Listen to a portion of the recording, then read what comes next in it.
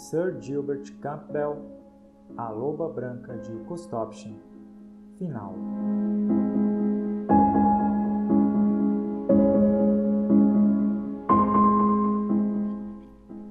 Senhor, ouça-me, pois tenho terríveis notícias. O que é? Quis saber Paul, mais impressionado do que gostaria diante do terror do velho. A loba branca, eu a vi novamente. Você está sonhando, retrucou o amo, aborrecido. Você não tira esse bicho da cabeça e está confundindo com ele um cachorro ou um carneiro. Não estou me confundindo, senhor, disse o velho com firmeza. E não entre na casa agora, pois ela está lá. O quê? O que você está dizendo? Quis saber o patrão. A loba branca, senhor. Eu a vi entrar. O senhor sabe que os aposentos da dama ficam no térreo, do lado oeste da mansão.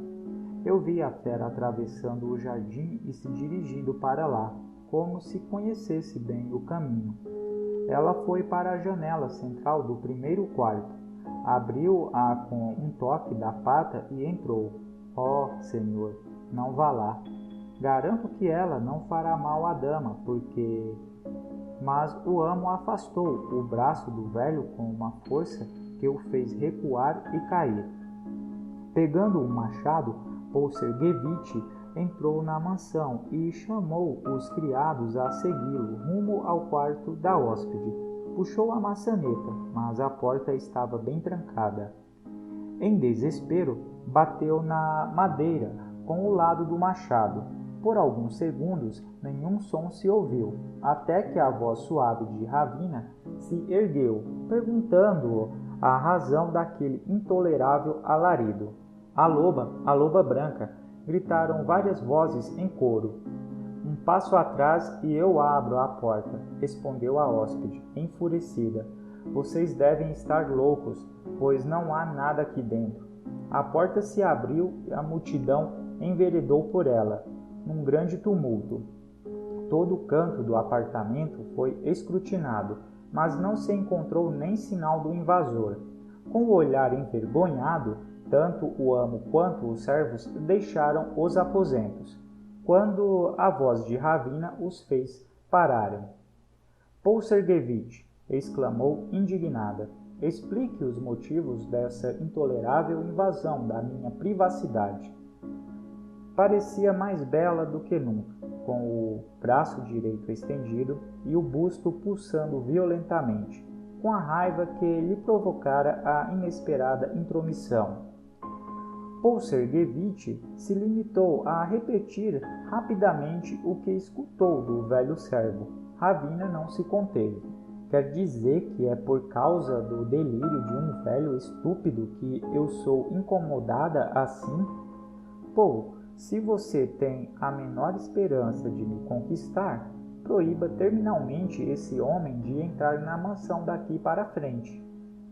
Sergevich teria sacrificado todos os seus servos por um único suspiro da bela hóspede, de modo que Michal perdeu o cargo de intendente e foi mandado para a vila, com ordens expressas de nunca mais dar as caras na mansão.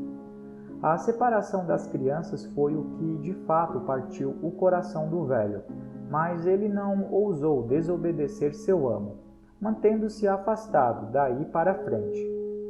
Nesse meio tempo, começaram a circular rumores acerca do estranho comportamento da dama, que ocupava os aposentos que pertenceram à antiga esposa do proprietário de Kostopshin. Os criados declaravam que todo o alimento que lhe era entregue voltava intacto, exceto a carne, que simplesmente sumia. Estranhos sons também provinham de seus quartos, em cujos corredores os criados passavam trêmulos de medo. Além disso, os servos da casa eram frequentemente perturbados pelos uivos de lobos, cujas pegadas eram distintamente visíveis no dia seguinte, invariavelmente diante do lado oeste da mansão, onde a dama se hospedava. O pequeno Alexis, que o pai não gostava de ter por perto de si, ficava a maior parte do tempo com os servos, ouvindo o que eles falavam. Estranhos casos da imaginação popular vinham frequentemente à tona nas conversas dos criados às refeições, e o menino ficava com os cabelos em pé, com as histórias de lobos, bruxas e damas de branco, com que os camponeses lhe enchiam os ouvidos. Um dos maiores tesouros que Alexis possuía era uma velha escopeta, dada por Michal e que o menino sabia carregar e disparar, como vários pardais poderiam testemunhar. Com tantas histórias que vinha escutando, o garoto fez da escopeta sua companheira inseparável, enquanto caminhava pelos longos corredores no interior da mansão ou por entre os arbustos de seu mal cuidado jardim. 2 semanas se passaram, assim, com Polserguevich cada vez mais seduzido pelos encantos de sua estranha hóspede, que não deixava de lhe dar pequenos acenos de esperança, de modo a afundar o infeliz cada vez mais no terrível caminho que trilhava. Uma arrebatadora paixão por Ravina e muitos goles de conhaque com que se consolava da espera estavam mexendo com a mente do senhor de Kostopchin, exceto quando a visitava. O homem mergulhava num profundo e silencioso mau humor, do qual eventualmente eclodiam surtos de raiva para desespero dos criados. Uma sombra pairava sobre a casa de Kostopchin, tornando-se motivo de sombrios sussurros e incertos temores. Homens e mulheres que ali trabalhavam a toda hora lançavam olhares assustados por sobre seus ombros, certos de que alguma coisa estranha podia segui-los pelas costas. Depois de alguns dias de exílio, o velho Michal não pôde mais suportar seus temores em relação à segurança de Alexis e Katrina. Vencendo seus temores, caminhou ao redor da mansão durante a noite, esgueirando-se pelas paredes e lançando olhares pelas janelas cujas cortinas haviam permanecido abertas. A princípio, sentia incontrolável medo de encontrar a terrível loba branca, mas o amor pelas crianças e a confiança no crucifixo que levava no pescoço prevaleciam, de modo que continuou a fazer a ronda noturna ao redor de Kostopchin e cercanias. Assim, aproximava-se até da ala oeste da mansão, movido por um vago pressentimento. Uma noite, enquanto fazia a inspeção de costume, o lamento de uma criança chegou aos seus ouvidos. Parou e prestou atenção, reconhecendo efetivamente um gemido em que lhe pareceu reconhecer a voz da pequena Katrina. Aproximando-se de uma das janelas, colocou o rosto na vidraça iluminada e espiou por ela. À pálida luz de uma lâmpada que mal iluminava o recinto, viu Katrina estendida no chão, mas agora ela já não gemia, pois um lenço fora atado à sua boca. Sobre a garota pendia um vulto medonho, envolto em roupas brancas desgrenhadas. A coisa parecia ocupada em abrir a blusa da menina, o que logo conseguiu. Então, com os dentes cintilando, aproximou a cabeça do peito de sua vítima. Com um grito de terror, o velho forçou a moldura da janela e invadiu o quarto, brandindo a cruz que trazia no pescoço. A criatura sobre Katrina retrocedeu sobre seus pés e deixou cair a capa de pele branca que trazia sobre os ombros. Desvelou-se o rosto de Ravina, que tinha um punhal na mão e os lábios exângues. Feiticeira vil, gritou Michal e abaixou-se, pegando Katrina nos braços. Que diabos você pretendia fazer com ela? O olhar de Ravina fulminou o velho que se interpunha entre ela e sua presa. A mulher levantou o punhal e estava prestes a atacá-lo quando viu a cruz em sua mão. Com um grito grave, deixou cair a capa e, retrocedendo, murmurou o que não deixava de ser uma justificação. Não pude me conter. Eu amo a menina, de verdade, mas estou faminta. Michal mal ouviu essas palavras, pois estava ocupado examinando a criança desfalecida. cuja cabeça aninhara em seu ombro. Havia uma ferida no seio esquerdo, da qual o sangue jorrava, embora não fosse profunda, nem provavelmente fatal. Assim que se certificou disso, voltou-se para a mulher, que se curvava diante da cruz, como uma fera diante do chicote do domador. "Vou levar a criança comigo", disse o velho calmamente. "Ouse dizer uma palavra disso ou contar para onde ela foi, e eu avisarei a toda a aldeia. Sabe o que acontecerá, então? Todos os aldeões virão para cá, com suas tochas, para incendiar esse lugar maldito e seus hóspedes sobrenaturais. Fique calada, e eu deixarei completar sua obra, pois não vou mais me incomodar em proteger Paul Sergevich, que se entregou aos poderes das trevas, ao trazer o demônio para esta casa." Ravina ouviu, mas sem prestar muita atenção. Enquanto o velho se retirava pela janela com a garota, ela seguiu seus passos, debruçando-se no parapeito e encarando-o com o rosto pálido e selvagem olhar faminto. Na manhã seguinte, a casa de Kostopchin foi colhida pelo espanto e o medo, pois Katrina, a criatura adorada de seu pai, tinha desaparecido e nenhum sinal dela era encontrado. Todos os esforços possíveis foram feitos, os campos e bosques das redondezas foram esquadrinhados, mas afinal se concluiu que a menina devia ter sido levada por salteadores em busca do resgate que poderiam extorquir. Essa versão se mostrou consistente com as marcas de violência na janela do quarto da hóspede, que declarou que, ouvindo ruído de vidro se quebrar, correu para o quarto e viu um homem tentando invadi-lo. No entanto, percebendo a sua presença, fez meia volta e desapareceu. Paul Sergevich não se mostrou tão desesperado quanto se imaginava, considerando a devoção que tinha por Katrina. Sua alma estava definitivamente possuída pela paixão pela misteriosa dama que havia aparecido em sua vida. Certamente organizou as buscas e tomou todas as providências necessárias, mas o fez sem completo empenho, mas preocupado em voltar rapidamente para Kostopchin, como se não conseguisse se afastar da arca em que se encerrava seu maior tesouro. Ao contrário, Alexis, completamente absorvido na procura da irmã, acompanhou os criados até a exaustão. A preciosa escopeta era agora mais do que nunca sua companheira. Quando o menino encontrava a bela mulher que lançara um feitiço em seu pai, seu rosto ficava vermelho de raiva e ele rangia os dentes em sua impotência.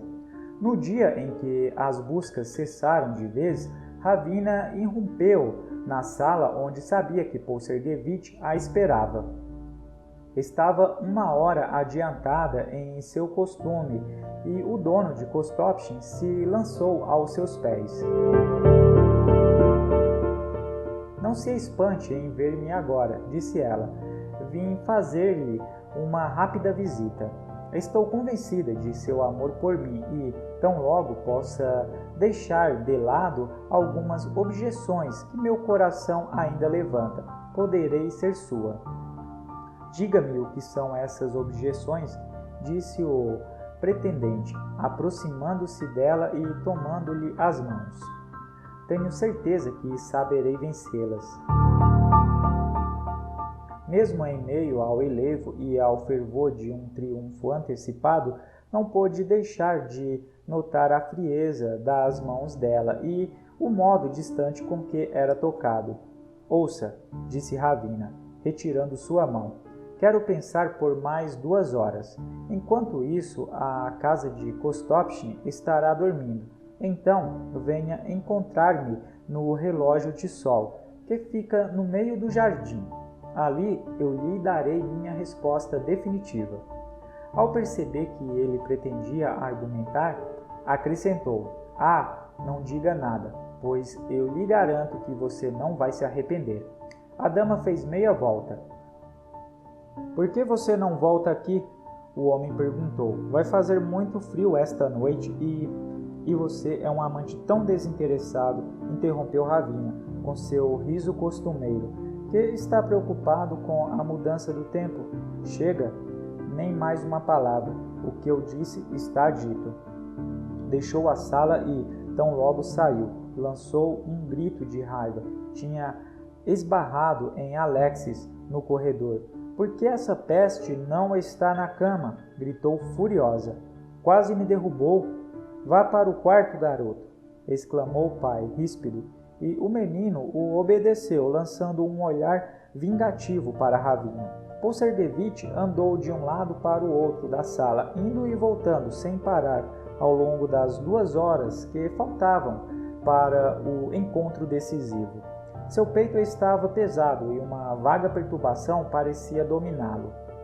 Diversas vezes decidiu deixar de lado seu compromisso e se entregar ao conhaque, mas em todas elas o fascínio exercido pela dama o fez voltar atrás.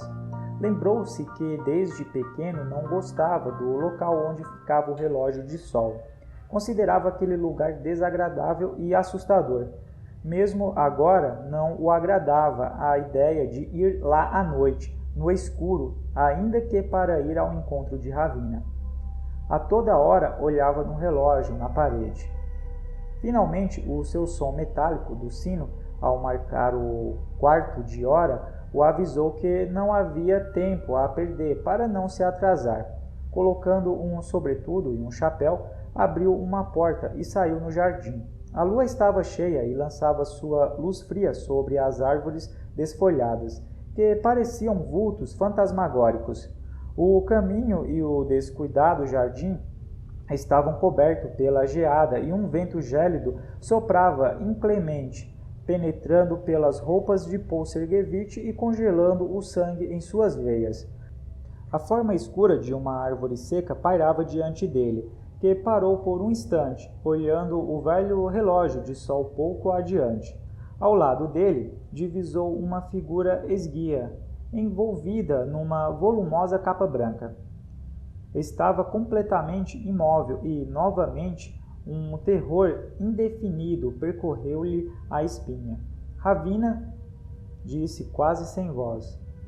Pensou que era um fantasma? Falou a bela mulher, com o seu riso cínico. Não, eu ainda não cheguei a isso. Bem, meu caro, vim dar-lhe a minha resposta. Você não está ansioso por ela?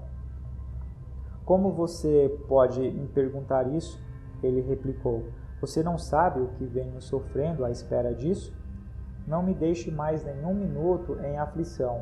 Polserguevich respondeu à jovem dama, aproximando-se dele, colocando as mãos em seus ombros e fixando nele uma expressão irresistível. Você me ama de verdade?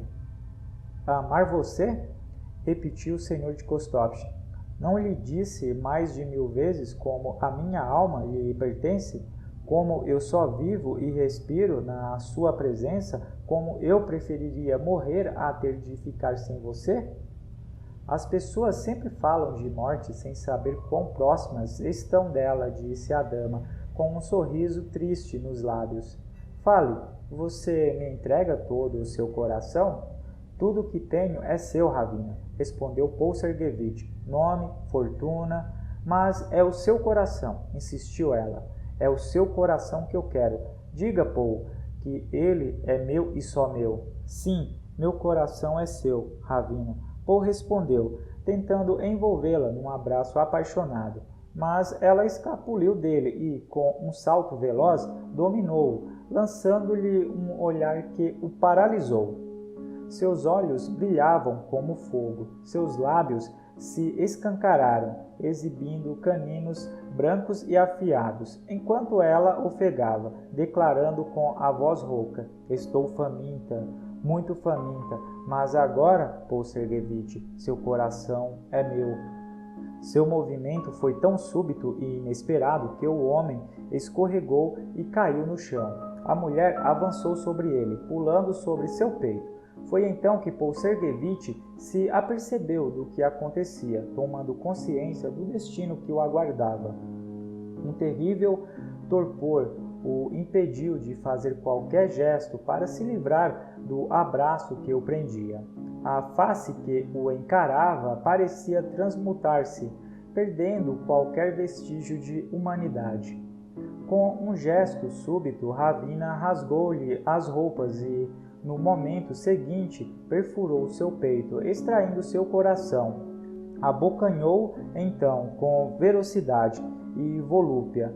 Num êxtase frenético, mal percebia o tremor convulsivo que agitava o corpo do senhor de Kostopchin. Aliás, Ravina estava tão embriagada com o sangue que nem notou o pequeno vulto que se aproximava, esgueirando-se atrás das árvores, até chegar a pouco menos de 10 passos da cena pavorosa.